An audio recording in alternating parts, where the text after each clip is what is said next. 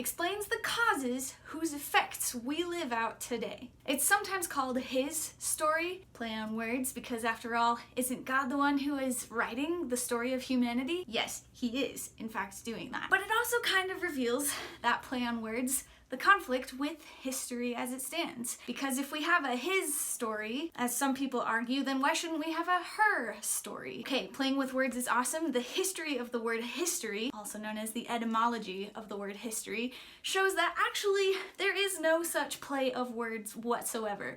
The word historia in Greek was used long before English decided that him was a pronoun for dudes and story was a noun for what happens between causes and effects over the course of time. But it does point out something really important, which is quite simply that history has to be interpreted. The story of what happened here to here comes through a lens, comes through a bias, comes through an opinion. It's often said that the victors write history. For example, in World War II, we could say that we pitted Western Europe against Germany and the Allied powers, and because US and Western Europe won, they get to write the history books. They get to say that Hitler was abominable, and they get to say that Germany was totally wrecked, totally messed up, absolutely in the wrong. Same thing for Japan. I mean, they were part of the Allied forces with Germany, and because the United States wins, we get to write the textbooks. We get to say, this is how the story goes. But is that how history goes? I don't know. When you're looking at history, you have to realize that you are interpreting it.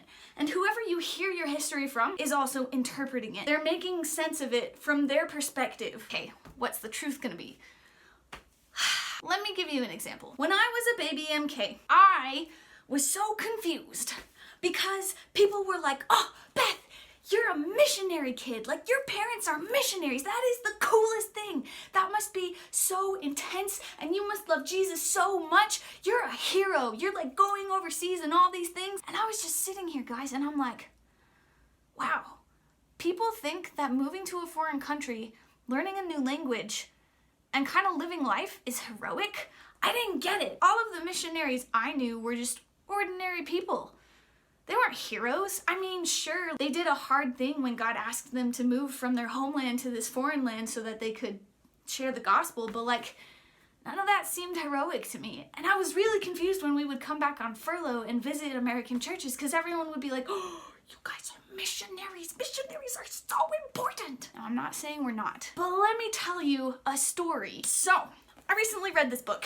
It's called American Apostles. Maybe you have seen it before. And this book is about these three dudes in the 1800s. Baby America, right? We've just gotten our freedom from the British. The evangelical church is like, all right, we're gonna send some missionaries overseas. And so they send this guy, Levi Parsons. They send this guy, Pliny Fisk, okay? So these are two main characters, right?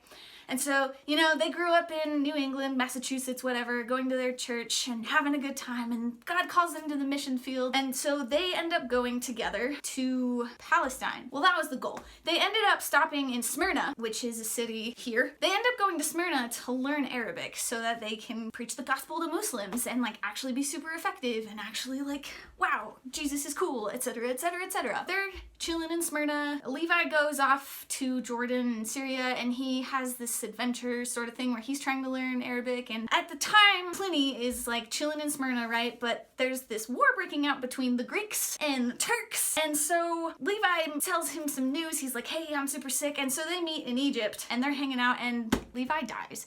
It's really pretty tragic. And so Pliny is left alone, more or less, to figure out what he's gonna do as a missionary in Palestine. How he's gonna get to Jerusalem, how he's gonna speak to Muslims in that part of the world and convert them to the life-changing truth of the gospel. Well, he gets assigned to this other guy named Jonas King. Now, you have to understand that this whole time, all of these missionaries are sending their journals, these official, like, writings, back to the United States. And in the United States, publishers, whether they're independent, religious, or like even newspapers, are publishing these stories. Pliny has been sending, you know, for many years, his stories in his official journals, but he also keeps a private journal. Now, Jonas has been reading these things, and so he knows what's up, and he is so excited to start writing his own official journal. And Jonas is quite a guy. Mr. King decides, as he and Pliny are going through Egypt, and then they go over to actually Jerusalem, really crazy things happen. So Jonas decides, while all of these crazy things are happening, to write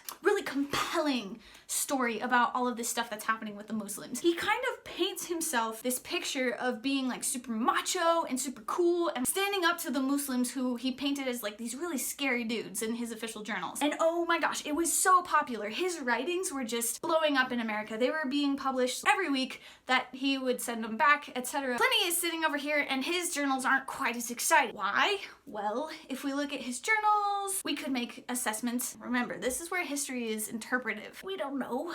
But we do know that the official record left by Jonas King and the official record left by Pliny Fisk are kind of different, but they're kind of the same because they're both painting this journey of theirs, this journey to share the gospel in a super heroic light. So let me explain the interpretation of this.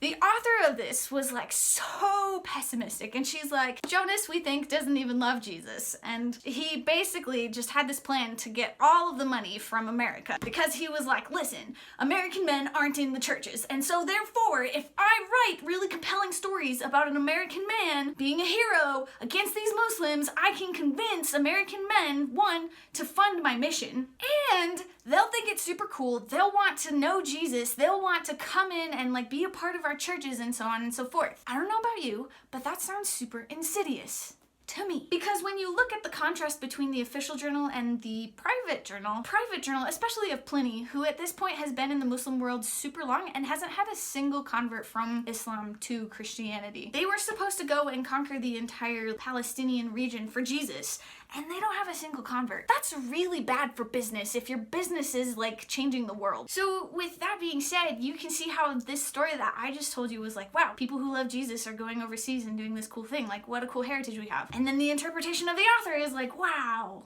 what a bunch of douche canoes. But the point of the story is, my experience growing up, I was so confused at why Christians in the church thought that missionaries were heroic. I was so confused about why they looked at my parents and they had such honor and gumption and such a hype almost for missions. That wasn't my experience. My experience was just living a real life. They were normal people. Because I experienced this conversation from the American church, it was really important to me to express to people like, no, like missionaries aren't heroes. We're just normal people who happen to be doing what Jesus told us to do in a really far place. You're every bit as much of a missionary as I am if you live in a place and you carry the gospel each and every day. But yet somehow I'm the one who's super cool and you're like, oh my gosh, let's hang out, tell me your stories. And all of that happened not because of something I did, but because of these three dudes way back in the early 1800s. It probably wasn't just those three dudes. The story of these three dudes completely explains to me why I had this life experience. And I didn't even know, guys.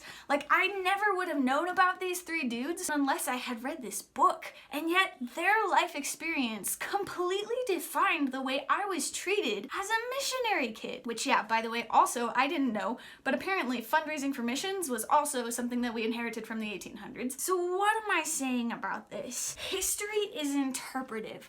But you're making history right now and you might not even know it. We have to live our lives in a way that's gonna bring betterness to the future. We have to live in a way that is consistent with who God says He is, because what we set as our standard is what our generation, like we're what, 4 generations removed, maybe 5, from Fisk and Parsons and King, and yet their legacy is still echoing in the culture of the church today. So what kind of a legacy are you gonna leave? What is your story gonna contribute to the greater story of humanity? And listen, you may not get any credit for it right now, but I can guarantee you that the things that you are doing in your life make a difference.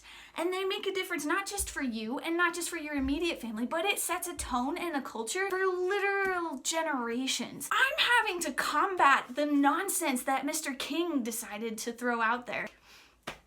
There's no way he could have known. He was just trying to like paint this really cool picture. He was just trying to sell copies and make a good business for himself. Either way that you interpret it, you have to interpret it somehow. And your life has to be interpreted somehow. And you get to decide at this point in time how your story is going to contribute to the greater story of humanity. So thank you so much for watching this introduction to history. If you would like to hear more, I find that books are super helpful in explaining everything. Understanding where we've come from will explain so many of the effects of where you are right now. So look around. You probably have effects in your life with causes that are historic in nature. Now the question is, can you, if you look at the story, find those causes?